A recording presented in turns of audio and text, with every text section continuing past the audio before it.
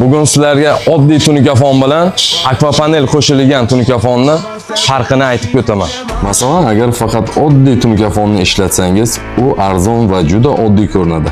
Ammo tunikafon ostiga akvapanel qo'shsangiz, interyer darrov qimmatbaho va zamonaviy ko'rinishga ega bo'ladi. Bu dizaynni biz o'zimiz o'ylab topganmiz. Tunikafonni akvapanel bilan ishlatish bu yilgi eng zo'r dizaynlardan bittasi bo'ldi.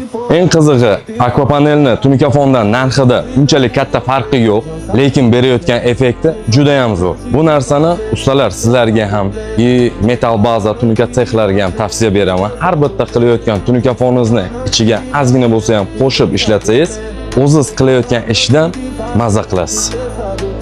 Shu turdagi akvapanel nержавейка listlari sizga ham qiziq bo'lsa, ekrandagi nomerlarga telefon qiling. Butun O'zbekiston bo'ylab dostavka xizmati ham mavjud.